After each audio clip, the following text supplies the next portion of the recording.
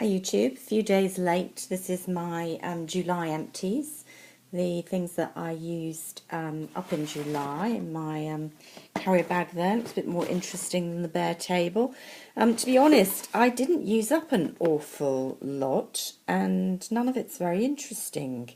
So that's a great advert for what's to follow, isn't it? But here's what I did use.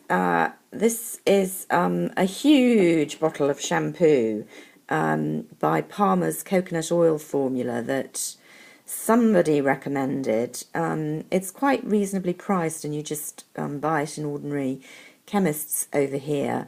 And I do like coconut fragrance, especially in the summer. So that was why I got it, although frankly it wasn't summer when I got it because it lasted for absolutely ages. I'm kind of unsure about shampoos. I've never really found that many that I felt made a huge difference to my hair, and I've often fallen for the sales spiel from expensive hair salons and bought the brands they recommend, or the really expensive American brands like Frederick Fekkai, which I do like, and Aveda, which I do like. But I'm not sure any of them really I felt have made a huge difference. And equally, the cheap ones never seem to do that much of a worse job, apart from, you know, the really, really cheap ones that you get as free samples in hotels sometimes, which leave my hair feeling a bit dry and fly away. And this one, you know, it was okay, it lathered up, it was quite creamy. It didn't make my hair smell particularly nice afterwards, which I do like. So all in all, you know, it was cheap and cheerful. I wasn't overly impressed by it. I'm not sure I would buy it again. And the same for this one, really. This was a Marks and Spencer, part of their fair trade tropical range that was on offer when I bought it. Had to buy 2 for 1, I think. And this was the mango body butter with shea butter. It's very, very similar to the Body Shop variety, and I think certainly on offer it was cheaper, so it wasn't expensive and you got a jolly good size pot. It was moisturising and I liked the fragrance, although it wasn't particularly long lasting on your body. Some people would like that because it means it doesn't clash with any fragrance you choose to wear after you've moisturised. I quite like to have a fairly long-lasting scent from my body moisturiser because I often use it last thing at night, especially the heavy butter as opposed to a lotion. I'm not wearing perfume. I like something that I can smell when I go to sleep.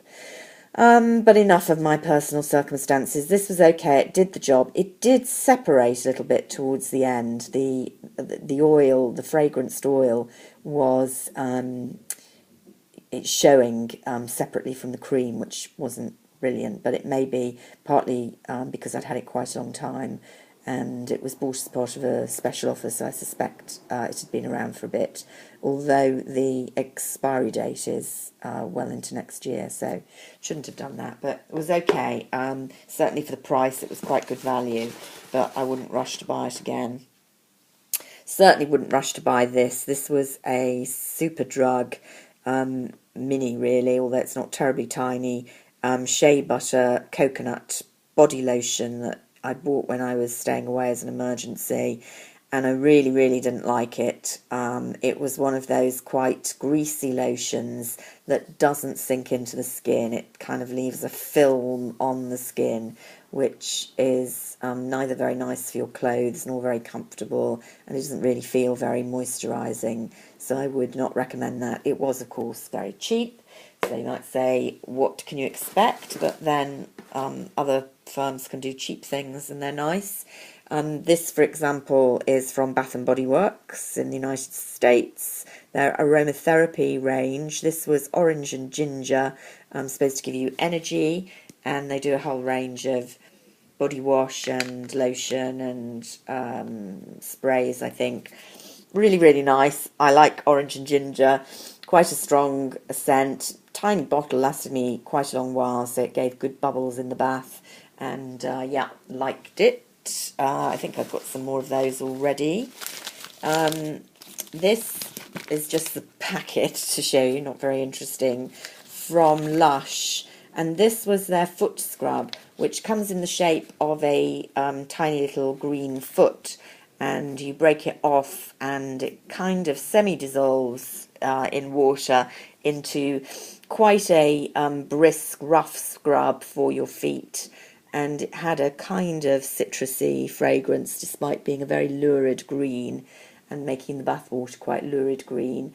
It was okay. To be honest, it was a little too rough, a little too pumicey for my feet, which are quite sensitive.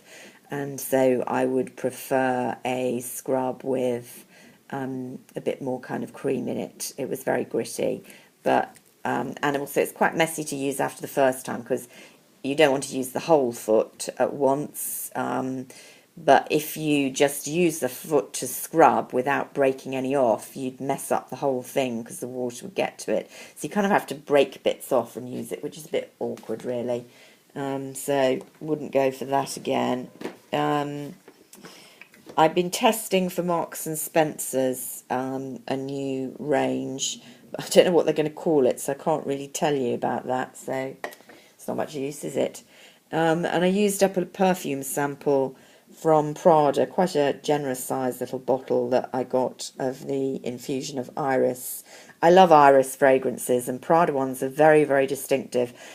A lot of Chanel fragrances are quite iris heavy as well, and I prefer the Chanel ones. So slightly less obvious. Gosh, I don't know what's wrong with my speech today. But I did enjoy this Prada one, and had a very good silage. You know, the scent after you put it on, you could smell for quite a while. So I like that. So that, I'm afraid, was that for July. I'm a few days late because I just got back off holiday. I have nearly used a few things. I've bought quite a lot of new things, some of which I'm saving, some of which I'm going to start using, and I probably am going to do a video just talking about some of the cosmetic products that I've started using and I'm liking. But otherwise, I'll see you with my August empties at the end of the month. Have a great August. Bye for now.